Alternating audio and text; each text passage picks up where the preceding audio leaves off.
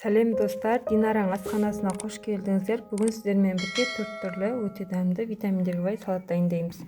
Ыдысымызға алдын ала піскен қызылшамызды осылай теркіден өткеріп алатын боламыз. Осы мен ірі жағыменен өткердім, осылай өткеріп алдым. Алмамызды мен сарысын қолдандым, өзіңіздің қалаған түрін қолдансаңыз болады. Оны да теркіміздің ірі жағыменен өткеретін боламын. Онда өткеріп болғанымыздан кейін мен 2-3 түк чеснок қостым. Оны майда жағымен өткеріп алдым. Үстіне жаңғақты қостым. Үстіне майонезімізді 2 қасықтай қоссаңыз болады. Мен аздап қосып, жақсылап араластырдым. Аздап тұз қостым. Формасын шығару үшін кесеге салып алды. Өзіңіздің қалаған формаңызға келтірсеңіз болады. Мінекей осы мен жаңғақты үстіне майда теркіден өткеріп қостым. Міндетті дайындап көріңіз. Келесі салатымыз үйде бар заттардан дайындайтын боламыз. Ыдысымызға үйде ауысқан салатный листімізді осылай қолменен майдалап турап алатын боламыз. Витаминдерге бай ерекше салаттарымыздың бірі. Листіміздің үстіне кукуруз, хрустяшка, сухарики или сосын қиярымызды осылай турап алдым.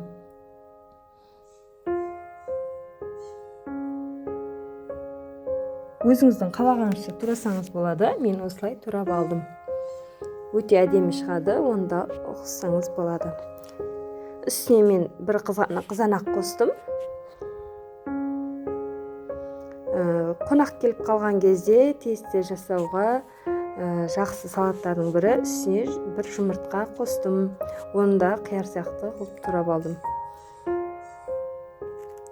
Үстіне жақсылап бірінші араластырып аламыз. Үстіне оливки масло қолдансаңыз болады.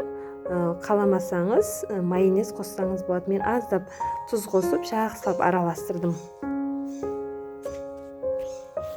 Салаттарымыз витаминдерге бай салаттардың бірі. Қонақ келіп қалған кезде тез дайындауымызға өте оңай. Тарелкамызға салатын боламыз. Өзіңіздің қалағаныңызша әрлесеңіз де болады.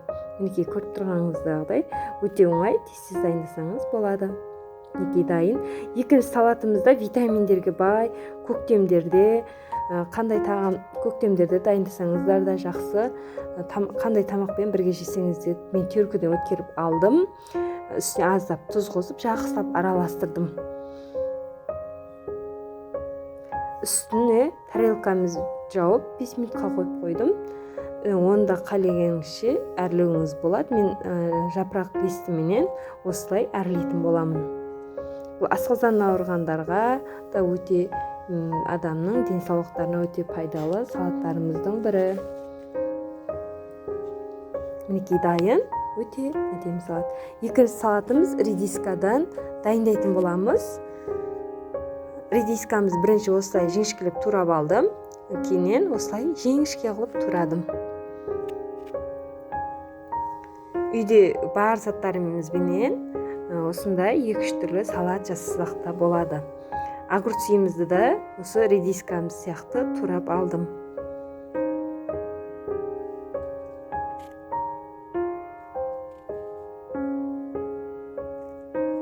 Турап болғанымыздан кейін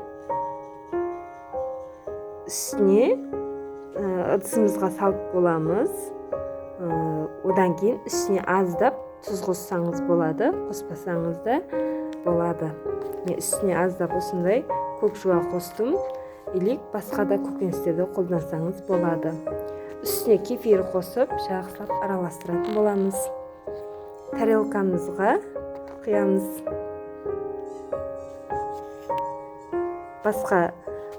Басқаша қылып дайындасаңыз да болады. Өзіңіздің фантазияңызбен дайындасаңыз болады. Үстіне мен осылай жасадым. Мінекей 3 түрлі салатымыз.